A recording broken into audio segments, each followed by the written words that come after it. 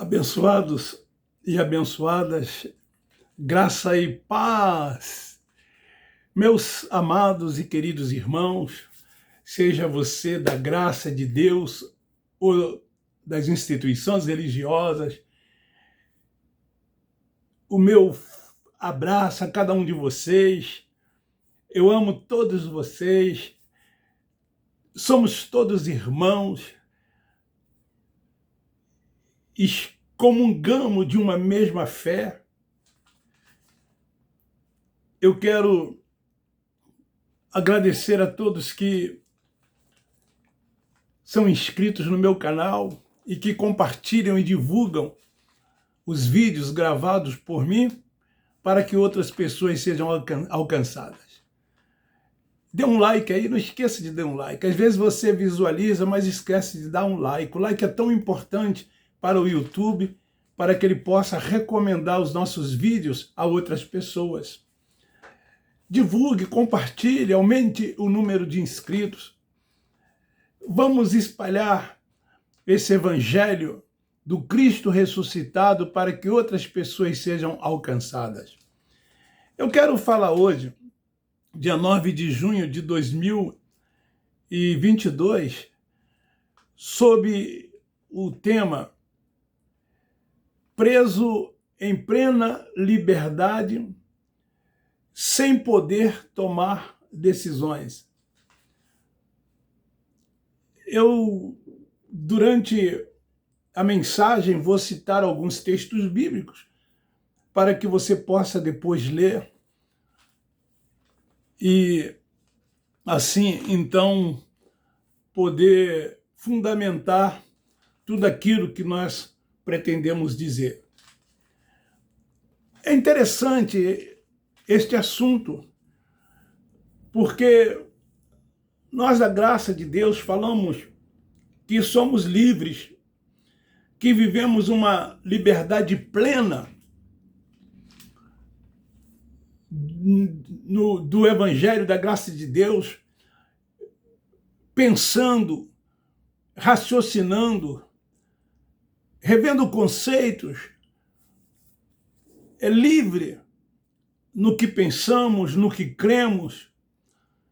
É uma liberdade em Cristo, porque somos salvos na mente, passamos a entender isso. E a gente percebe que muitos ainda estão presos dentro desse sistema religioso, onde muitos de nós, que já saímos, mas lá um dia vivemos, e éramos obrigados a aceitar tudo quanto nos eram passado, sem podermos questionar. E assim sendo, então, a gente creu durante anos e anos em muitas coisas que não havia uma veracidade, uma fundamentação para que pudéssemos acreditar de verdade e viver a prática dessa verdade.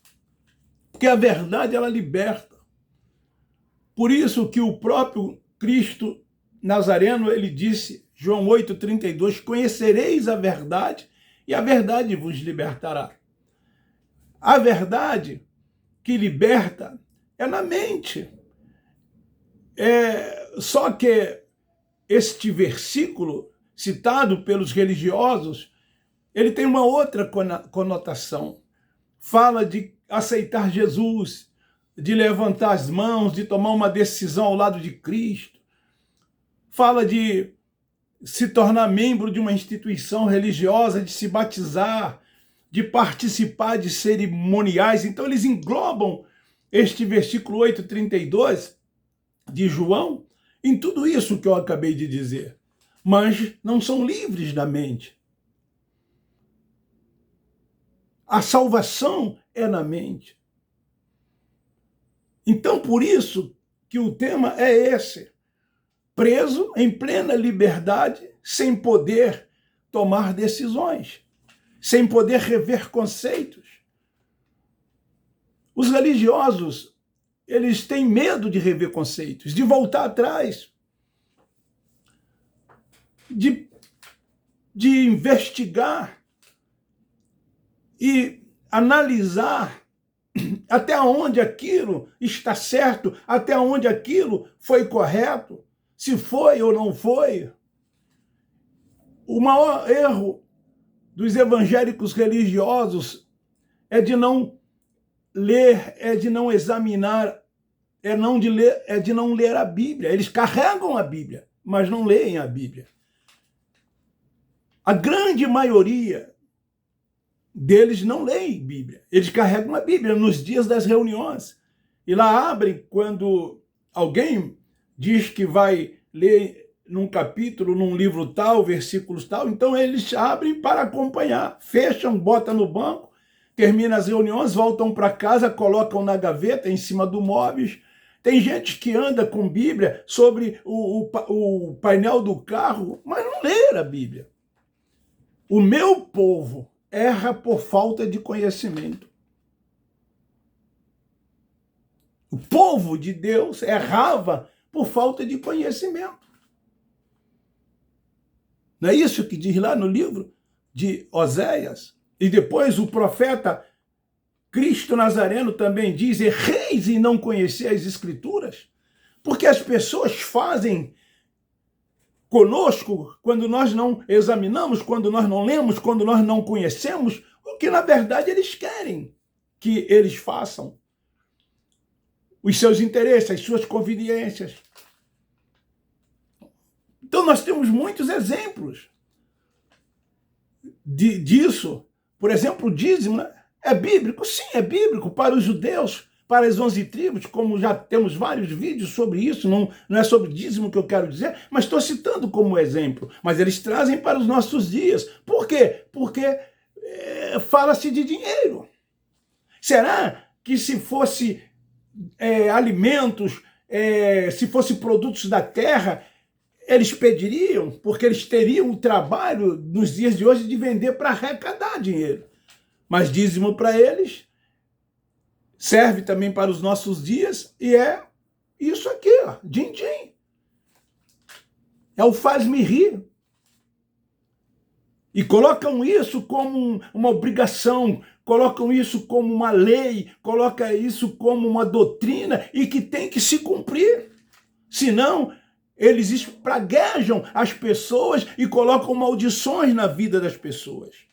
Então, querido, todos e quaisquer sistema é terrível, cruel e perverso e mau. Seja o sistema que for.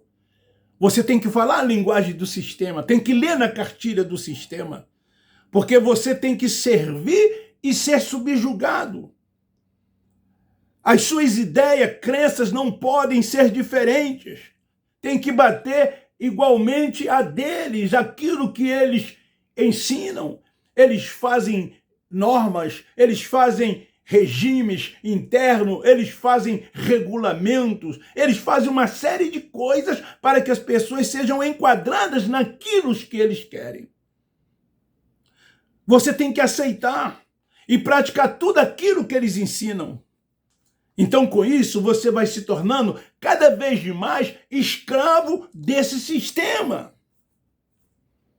É isso que aconteceu comigo durante 46 anos. É isso que aconteceu com muitos de nós que nos libertamos desse sistema. E é isso que acontece com muitos que ainda estão dentro desse sistema. Tudo é voltado para eles. Você vive em função do sistema 24 horas, mesmo na sua casa. Você fica preocupado. Amanhã é consagração, amanhã é culto de oração, amanhã é culto público, amanhã é culto de libertação, amanhã é culto da família, amanhã é ensaio disso, domingo eu tenho que levar o meu dízimo. Enfim, é uma sobrecarga colocada sobre os ombros que eles, com dedos, não querem mover, mas esses fardos estão sobre você.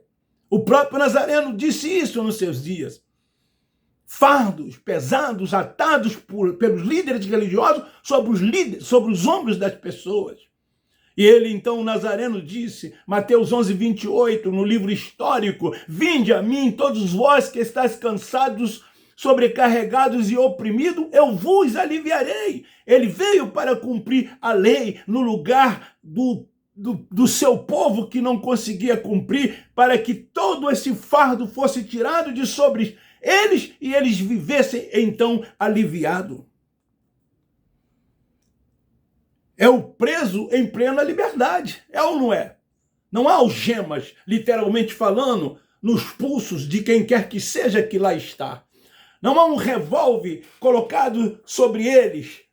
Não, é o preso em plena liberdade. Sem poder pensar e raciocinar. Eu fui escravo desse sistema, eu fui subjugado por esse sistema, por eles durante anos e anos e anos. Como muito hoje os são nesses lugares que eles chamam de igreja, que na verdade são verdadeiros templos religiosos. Lá essas pessoas são presas a rituais. A adoração só existe por rituais, por liturgias, através de cerimoniais. Os preceitos dos homens que imperam nesses lugares. As pessoas são dogmatizadas cada vez mais. Quem implanta isso nesses lugares? São os homens. E eles pegam textos isolados da Bíblia, sem conhecer o contexto, para fazer disso um pretexto para uma suposta doutrina implantada por eles, que eles dizem que é uma doutrina dada por Deus, porque eles são escolhidos de Deus e têm de Deus uma autoridade espiritual, e todos quanto ali vivem têm que estar debaixo das suas coberturas espirituais. É assim que eles dizem. O governo humano, o governo deles, o governo é de Cristo, o governo é do Espírito e não dos homens. Então as pessoas têm homens como cabeças. Os líderes religiosos, que muitos se orgulham, né? Meu pastor, meu bispo, meu apóstolo, e assim por diante. Falam com muito orgulho e eles estufam o peito, né? E ficam assim maravilhados com esses tratamentos, porque somente nesses lugares que eles são tratados assim, porque não quiseram estudar para fazer uma faculdade de medicina, para ser chamado de doutor, ou advocacia, engenharia, seja lá o que for, no mundo secular, para ser reconhecido, talvez como um juiz, como um desembargador, como um ministro. Mas não, eles optam pelos títulos nesses lugares, porque lá é muito mais fácil, não se exige nada e tudo lá é feito pelos homens, e uns vão colocando a mão sobre a cabeça de outros e vão dando cada vez mais títulos a eles. Criaram, sabe o que eles criaram? Academia Brasileira Teológica de Letra. São 40 imortais. Eles copiaram isso da Academia Brasileira de Letra, onde existem os imortais, que as pessoas precisam ter faculdades, cursos superiores, pós-graduação, mestrado, doutorado, precisa ser escritor, tem uma série de exigências. Lá não, são os apadrinhados. São os apadrinhados. Talvez exija só um curso de teologia, que qualquer igreja dessa tem, e dá lá um diploma impresso pela internet, e eles vão e assinam sem nenhuma legitimidade. É isso que acontece. Aí eles dizem, somos imortais. Eu ouvi isso. Eu conheço muitos pastores das Assembleias de Deus, estou falando das Assembleias de Deus, que são imortais. Porque criaram essa Academia Brasileira Teológica de Letra, sem terem nenhum livro escrito, sem terem bagagens. Isso é para arrumar dinheiro, Isso é para dar títulos a eles, reconhecimentos. E agora, aonde eles vão, colocam, eu esqueci o nome, que eu não estou nem aí para esses negócios, sobre o terno e fica parecendo um rabino. Queridos, e eles, nesses lugares, parecem os senhores feudais. Porque os membros dizem assim, eu sou servo. Se você é servo, você tem um senhor. Se você é servo, eles são então os senhores feudais. Porque para Deus você não é servo e nem tampouco ovelha. Para Deus você é filho de Deus. Você é filho de Deus. Você é tratado como filho. Você tem herança. Você desfruta de todas as maravilhas, de todas as bênçãos, de todas as grandezas de Deus. O servo, não. Ele não tem direito. O servo, muitas das vezes, ou quase sempre, é escravizado. Mas não, eles dizem, sou servo. Meu pastor, eis-me aqui o seu servo. Meu pastor, eis aqui a sua ovelha. Os senhores feudais, os quais exigem que os seus liderados lhes prestem honras e obediências, se colocando como líderes espirituais, com poderes de agirem e determinarem o que bem quer e o que bem quiserem. Querido, é assim que eles se comportam, é assim que eles agem. Precisamos tomar uma atitude, precisamos tomar uma decisão. Precisamos tirar o véu. Precisamos abrir os nossos olhos, tirar as escamas. Não é porque você vive nesses lugares como membros, sob a liderança desses homens, que você está fazendo isso é porque é a vontade de Deus. Não. Há um só Senhor, há um só pastor, há um único Deus soberano que reina sobre tudo e todos. A honra, o poder, a glória, o louvor, o domínio, tudo é dele. É ele em todos. Fuja desses lugares. Se liberte. Você é filho de Deus. Até quando você vai ficar preso nesses lugares? Mesmo em liberdade. Até quando você vai deixar de ser explorado? A sua mente está tão cauterizada que você acha que não. Porque eu já conversei com muitas, dizem, não, eu não sou explorado não, estou fazendo a obra de Deus. E o que eles fizerem que não for de acordo com as escrituras, eles vão dar conta a Deus no dia de juízo. Deixa de ser bobos. Que contas que eles vão dar a Deus no dia do juízo? Eles vão viver aqui enquanto viverem bem, como eles vivem, desfrutando do suor do seu rosto, vivendo em mordomias, andando de carro 0 quilômetros, comendo nos melhores restaurantes, viajando pelo Brasil e pelo exterior, tendo bons planos de saúde, dando mordomia para a sua família. E você que pega 10% mais as ofertas e dá para esses lugares em nome de uma tal obra de Deus, quanto, na verdade, muitas das vezes você está passando por dificuldades e necessidades na mão de agiotas, no cheque especial, com empréstimos que são descontados quando você, às vezes, é aposentado, através da consignação ou não. E muitas das vezes você não tem um café, não tem um almoço, não tem a janta. Falta ali dinheiro para comprar o gás, para comprar remédio quando precisa, mas você está aprisionado nesses lugares em nome de uma tal obra de Deus, porque eles cauterizaram a sua mente e você não deixa que o Espírito Santo, que dirige e guia os filhos de Deus, dirija a sua vida. Os filhos de Deus, eles são salvos na mente porque eles são guiados e dirigidos pelo Espírito Santo. E a liberdade plena só virá quando você tomar uma atitude, quando você tomar uma decisão e permitir, por ser filho, que o Espírito Santo dirige a sua vida.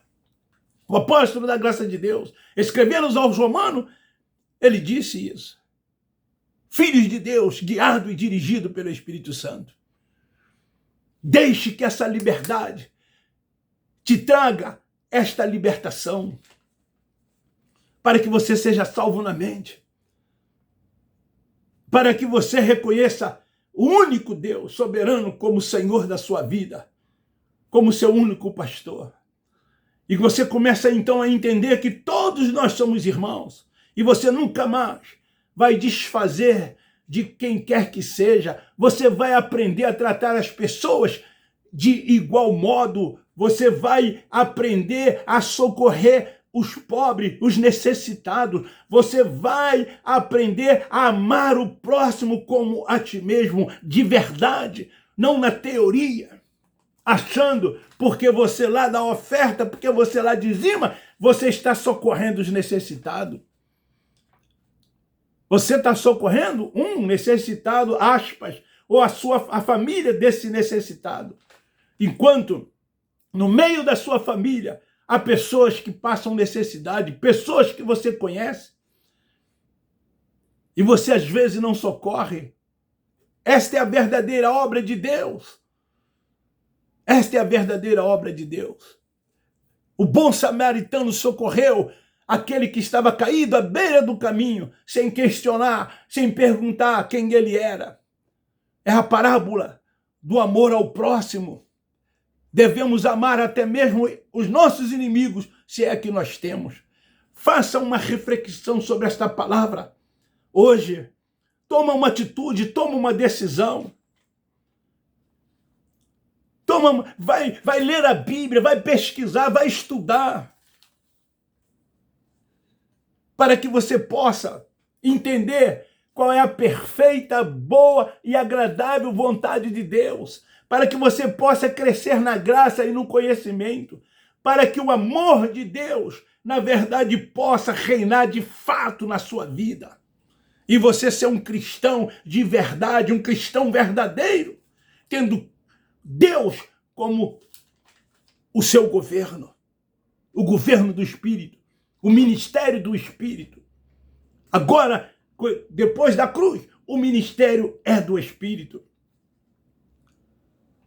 A lei matava, o Espírito, ele vivifica. Já não somos mais carnais, somos espirituais. E como espirituais que somos, vivemos essa plena liberdade do Cristo ressuscitado a cada dia que aqui passamos, sob os cuidados e a proteção dele. Fica aí esta palavra para a nossa reflexão. Preso em plena liberdade, sem poder tomar decisões. Decida, desperte tu que dorme, levanta-te dentre os mortos e Cristo te esclarecerá. Se você acha que esta palavra, ela veio para você, ela te alcançou, ela te falou, divulgue e compartilhe. Divulgue e compartilhe, para que outras pessoas possam ser também alcançadas por ela.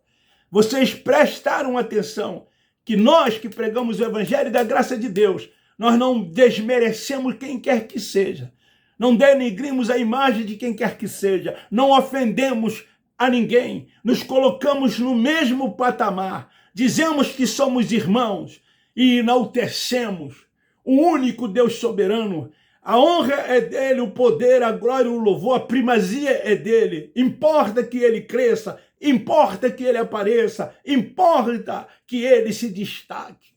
Sim, o Pai dos Espíritos. Termino dizendo, Abba Pai, Abba Pai, Abba Pai. Beijo no seu coração, um forte abraço. Tamo junto. Nós amamos vocês.